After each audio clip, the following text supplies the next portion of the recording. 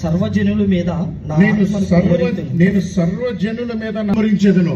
నేను చాలే, నేను దేవుని ఆలయానికి వెళ్తున్నాను చాలే. అరే నిన్నే కదా దేవుని ఆలయానికి. మనసు మరొక వాటి కొరకు సిద్ధం కలిగి ఉండాలి.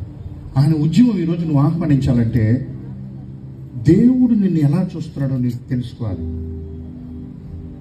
ఈరోజు నిన్ను నువ్వు చూస్తున్నప్పుడు దేవుని దృష్టితో చూడు, పరిశుద్ధాత్మ దృష్టితో చూడు, పరిశుద్ధాత్మ సహాయంతో చూడు, పరిశుద్ధాత్మ నడిపింపుతో చూడు, పరిశుద్ధాత్మ ఆదరణతో చూడు, పరిశుద్ధాత్మ మెలకుతో చూడు. ఆయన నిన్ను ఎక్కడ తడుతున్నాడో చూడు. ఈరోజు అలా చూసే మనస్సు ఈరోజు నీ జీవితంలో నువ్వు అనుమతిస్తేనే నీకు విజయం కలుగుతుంది. లూకాసు వార్తలు 13వ అధ్యాయము 2-3 వచనంలో ఒక మాట ఉంది, చదువుతామా? ఆయన వారితో ఇట్లా నేను ఈ క్రీస్తు ఆత్మని ఈరోజు కుమరిస్తానన్నావు కదా. ఈరోజు నా మీదకి నీ ఆత్మ తీసుకురావా. ఈరోజు నా జీవితాన్ని ఎరిగిన దేవుడివి, నా పరిస్థితిని ఎరిగిన దేవుడివి, నా స్థితిగతులను చూస్తున్న దేవుడివి. ఈరోజు నీ కార్యాలతోనే నేను కొన్ని నుండి వెళ్ళాలి ప్రభువా.